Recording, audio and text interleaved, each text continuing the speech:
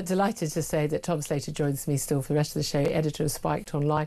Tom, I know you want to share in birthday wishes for the Prime Minister, but also you're as perplexed as I am about this whole phase two of this Labour government, because as Trevor Kavanagh, former political editor of The Sun, pointed out, this government said they were going to hit the ground running because there was so much they wanted to deliver, but it turns out not so much phase one.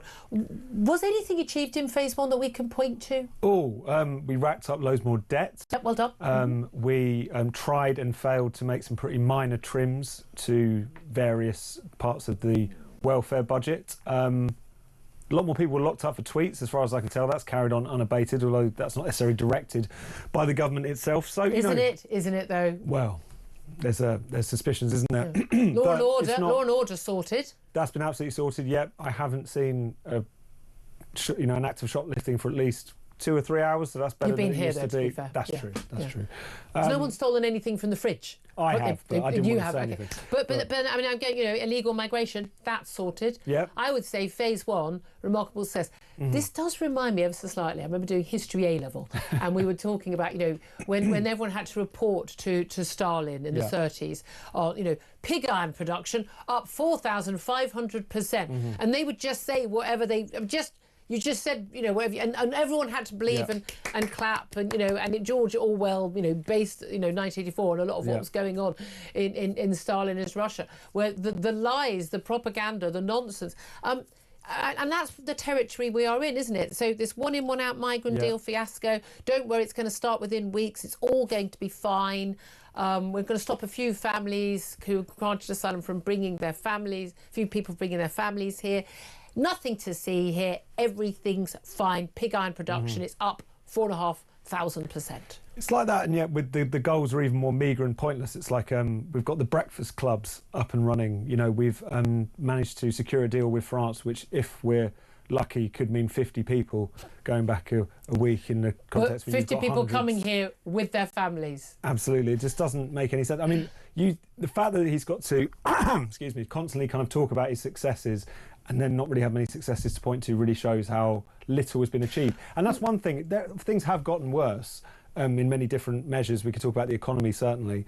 But also, they're struggling to do anything. Yeah. And that's one of the things that is really striking about this vision government. They can't and no act competence at all. Yeah. So that's been really whenever I've seen lists put out by some Labour activists about all the things achieved by Labour, there'll be pages and pages, and it will do things like setting up a review of blah, blah, blah, a commission into that public inquiry into child grooming.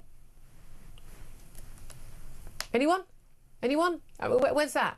Who's in charge of it? When are they starting taking witnesses? Where, I mean, nothing actually happens. Yeah, what they have done, and reading and trying to stay awake whilst reading about the reshuffle this week, is that there's been all of this effort put into kind of internal processes. We've got the delivery boards, and we've got the delivery office, and we've got 30 civil servants. And the director of delivery. The director of delivery, and the assistant to the director of delivery, and the arbitrator of the director of delivery when he's on holiday. Like all these kind of different kind of positions they love a which job have been title, created, don't they? and they haven't delivered anything.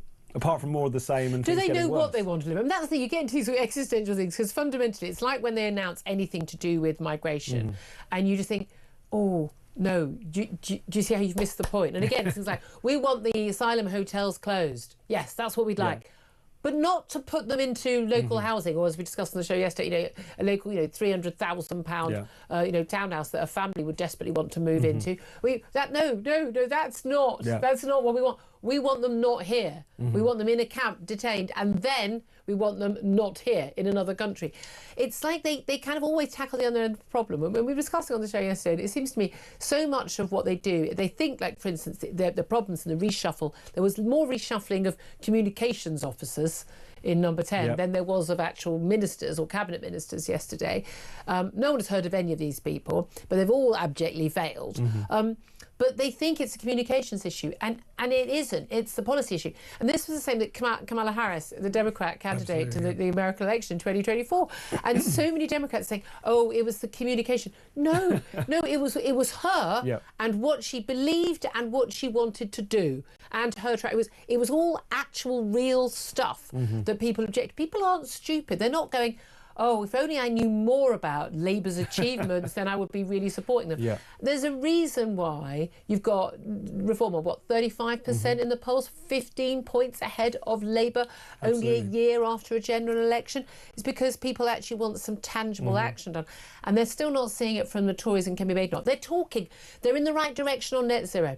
They're in the right direction on the trans stuff. They're in the right direction on immigration stuff. But they're not there yet. And people are going, no, we've known about all these problems for a long time. We want some tangible, real, factual things that you will do. No, absolutely. And I think that the Tories have sort of allowed Reform to steal a march on them to a large degree because... I mean, shockingly so. So this announcement about net zero, we knew they were going in this direction. Similarly with the announcement about the ECHR, we know they're heading towards that kind of position, pulling out. But because they've insisted they needed to wait months to go through these policy reviews, and on one hand you get that, you want it to be a credible plan. But why does it take months? At the same time, you can announce your intention, you can sketch out the details later. So they've kind of allowed themselves to just be pipped to the post by Farage on many different issues, or quite frankly, they just look like they're playing catch-up because net zero, for instance, Reform have been pretty firmly against for quite some time. And we're talking about it when the Tories were just saying, oh, we just need to push back some of the dates. And we need to by a fill couple some of the years. targets. Yeah, absolutely. So a load of helped absolute themselves. nonsense. By the way, if you're getting very excited right now, because I'm sure you are, the Green Party are about to announce the new party leadership. I know, like, ooh, so exciting. Meanwhile, I want to play you back. I played it earlier on just because it makes me chuckle. Keir Starmer, I promise it's short. You know I never do this to you unless it's short. You know the deal. I'm on your side. But, you know, if you want to have a quick nap, 35 seconds, you've got a nap. Just close your eyes. Take a breath. But you will be able to nod off. You will be able to nod off. This is Keir Starmer, you know, channeling his inner David Brent, talking about phase 2 of his government that we didn't know we were in phase 1, but apparently we were in. Have a listen and a watch. Or not, as the case may be. Can we not play it? Oh, we can't play it. It won't start playing. Oh, I'm so sorry about that. Oh, well, we'll try and play it again a little bit. Phase 2 is stalled already. Phase 2. Are we in phase 3 now? That was quick. We might be in phase 3. Yeah, maybe. What I love is I want someone to ask him how long is phase 2? Yeah. What are you going to get done in phase 2? Phase 1 went very slowly for me. Felt like a lot longer. It was a long year, wasn't it? It was a long year and 2 months. But anyway, look, let's talk about that migrant deal fiasco. When the Mail and papers like that, and they put this stuff on their front pages week after week, you know something is going on. Oh, hello! We've just got big news from the Green Party. Zach Polanski has been elected leader of the Green Party. I thought he was the director. No, not him. Not that one. No, not Roman Polanski. Zach Polanski has been elected. Now there was a sort of a duo, current joint leader and someone else. I mean, I don't know their names. Of course, I don't know who these people are. I've got a life and Netflix to watch. I mean, I've got things to do. I mean, I've got paint to watch dry. They had run as an alternative, and this guy Zach Polanski has just been announced as the new Green Party leader. Now, the key thing about him is that he has basically left the road open for doing possibly a deal at some point with Jeremy Corbyn's new party, your party as we think it's called this week. What do you make of that? Because this might be quite good fun to watch, mightn't it? Oh, no, absolutely. I mean, Zach Polanski was very much trying to, I suppose, make the Green Party a more explicitly left-wing, I mean, they weren't already? But I suppose kind of more aggressively so, more clear-cut socialist. I mean, it's the sort of thing where the Green Party, or whatever socialist means these days, but the Green Party has often kind of been able to play both sides. You could kind of pick up some support in kind of rural areas on just pure kind of conservation issues, but you could also pick up votes in Bristol and Brighton for people who feel that the Labour Party is insufficiently left-wing or insufficiently anti-Semitic, as is sometimes the case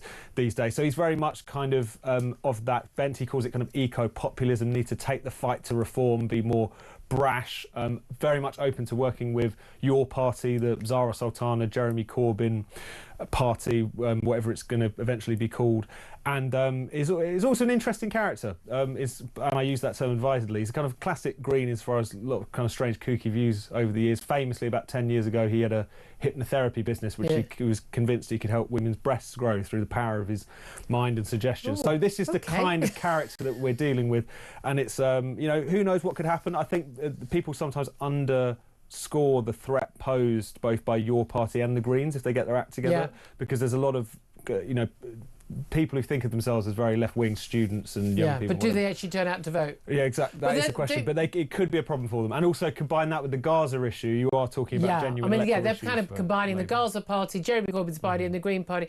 And if he did agree to do some sort of deal, and interesting, actually, just looking at the votes, Green Party membership is about 64,000. The other candidates, who are Ellie Chowns, but also Adrian Ramsey. Adrian Ramsey was the current co-leader with Carla Denyer. They got 3,705 votes. Zach Polanski, this is overwhelming, 20,411 votes. I mean, he's got a big mandate from his party membership. No, exactly. It's much clearer to have one leader as well. I'm sorry, that job share thing they've been doing. And you're a small party. I think I'm not sure in so much demand you can't manage the job on your own. But he's not an MP. He's a member of the London Assembly. But it is interesting when you look at the split on the right.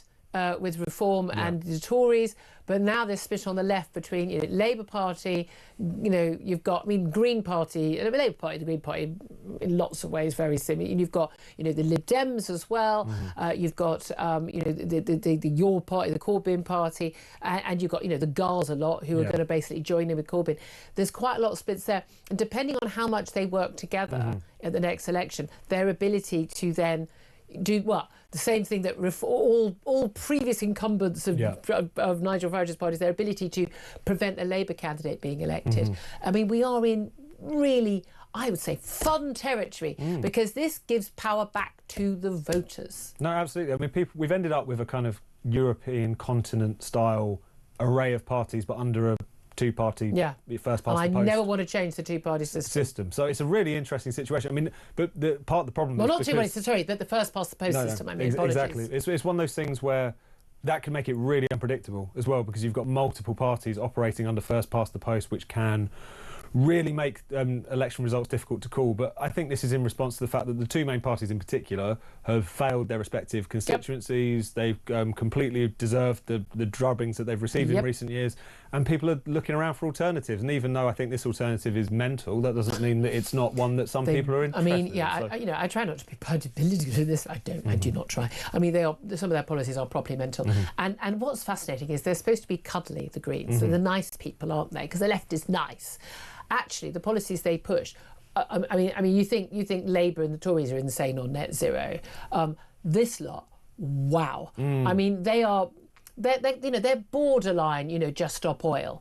And in terms of that sort of stuff, in terms of what they want to do to control people's lives and to limit people's lives, what they can do, what can they spend their money on, whether they can travel, where they can travel, how they can travel, what they can eat, their willingness to do that is really, it's sinister. All sort of very green environment. All environmental parties are fundamentally, it's that watermelon thing. They're green on the outside, they are blood red on the inside. They are full on lefties. Well, I think it's even worse than that. I think they just want to drag us back to like feudalism. I don't even think it's a kind of there's some secretive communist agenda so much as it is.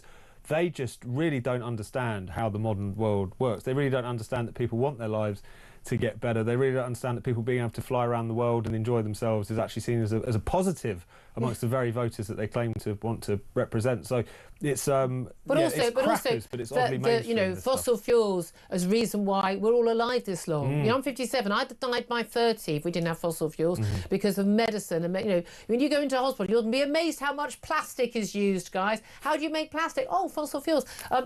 This phone I've got. Everything we're doing here. This is all from fossil fuels. It's not generated by wind, apart from what we say. It really is mind-blowing. But anyway, congratulations, Zach Polanski. Do come on the show. Love to have a chat with you. King of the cranks. King of the cranks. Yeah, that's not going to help me get him on, is it? For goodness sake. I said that, you didn't. But you know. Oh, okay. But look up the hypnosis thing. It's fascinating. Oh no, I know the hypnosis story. Yeah. Look, I also want to talk also about experts have been calling for a global ban on vapes. They say we've got the data. We know they're not harmless. Issues in terms of there's cancer, but heart disease and things like that. Now, I know you're an ex-smoker. You're now a vapor. Yep. I remember thinking, like, well, God, when you finally gave in, you and Chris Snowdon, Minister of Economic Affairs, when you two moved on to vapes, I thought, right, well, they're vapes of the future. I'm really very anti-smoking. That's the one thing I'm very nanny state about. I don't want to be around it. I don't want to smell it. I don't want to, even if you're smoking outside this building, could you stay outside for another half an hour and get it out of the smell of you? You get in the lift and everyone stinks. But, you know, if you want to smoke and kill yourself, it's entirely up to you as far as I'm concerned. It's not my problem. But vaping, I thought, was a great thing because if it fulfills all the urges people have, you know, to actually the actual act of smoking gives you the nicotine hit you want, but it's much safer, even if it's not completely safe. But then neither is drinking a can of Coca-Cola or having a McDonald's. So it seems to me that, or having a drink, you know, it was better than that. But do you think this is just hysteria from the medical profession? Almost certainly. And actually, there's been a bit of a fight going on amongst public health bodies and medical professionals. In the UK, we've actually been relatively sensible on this up until this point. The NHS was happily saying quite recently that vapes are at least 95% safer, which is almost certainly a conservative estimate. And also, they just work. I mean, the fact that the vast majority of people I know who used to smoke, who managed to get off it, it's via vapes in a way that no other virtually every smoker I know has moved, It just works. There is a problem with younger people insofar as some of them are starting to vape. Incidentally, not going on to smoke, just vaping. In and of itself, do you want, you know, kids, particularly if they're under the age of 18, consuming lots of nicotine? Obviously not. No, but it is illegal for them to buy It is illegal. vapes. You can crack down on that. And also, to be honest, it's in the grand scheme of things, it's a relatively nice problem to have. In my day, people sniffed glue. No, I mean, a lot worse for them. You know, but also it's quite a lot of evidence. Lethal, there's a certain percentage of kids who will do these things anyway. What would you prefer that they did? Exactly. You know, choose your poison in that respect, isn't it? That's the thing. But just finally, we didn't get a chance for you to come back on talking to Yvonne Ridley, who's a pro-Palestine activist, going to join the flotilla with Greta. She's flying out to Tunisia to join them, and then they head to Gaza. Again, it's just a load of hot air, although it was a lot of wind that have turned them back off. There's a big fanfare of them going out. Once again, Greta, in all of her interviews, spouting as much nonsense as she talks about the environment. I mean, this is a woman who, and she's a woman, not a girl, by the way, everybody. She's a grown woman. She literally knows nothing about anything. She should have spent time at school and not truanting and doing protests. But she's been feted by everybody. But now she's turned out to be a full-on massive, you know, lefty, not just environmentalist, but also every latest fashionable cause. And what a surprise, Gaza is the cause. With a you know, we are all Palestine action T-shirt on, not illegal in other countries, but they basically want to get themselves arrested by the Israeli government, don't they? And they will be taken by the Israeli government. The Israeli government has basically said, we're going to put you in a pretty nasty prison along with terrorists and stuff. You know, the people who you claim you support in Gaza, who are running Gaza for the Palestinian people. Is that a good idea from the Israeli government, or are they just doing propaganda for the likes of Greta? I think it would be playing into their hands. And shouldn't they let them just go in? I mean, just for a laugh. The thing is, you can't have just these turnips showing up into a war zone. I mean, it's one of those things where but they've chosen to do it. That's very true, but at the same time, you know, what happens if they, you know, if something happens to them and not because of them being kidnapped by Hamas or whatever, they're in the war zone, bombs are going off. I mean, that would then be written up as the IDF has killed Greta, which is probably what some of these people want. Hamas, I think, would welcome her with open arms. I mean, if there'll be a ruling like, obviously we want to take her hostage and sexually abuse her and torture her and beat her and starve her like we do with everybody else, we take it. But they can make exceptions, you know. Yeah, make exceptions because she's a propagandist for us. She's on our side. They just lost their propagandist, didn't they? The Al-Qassam Brigade, Abeda, whatever his name was, as pop. So there is an opening. There's an opening. So, you know. And she's very media trained, so it all makes sense. But I think that what they should do is exactly what they did last time, which is absolutely perfect. Yes, you have to intercept them because this is a war zone. You can't be riding up on your flotilla, sailing up, I should say. They dealt with them. They gave them a sandwich, put them on the plane back, all smiles.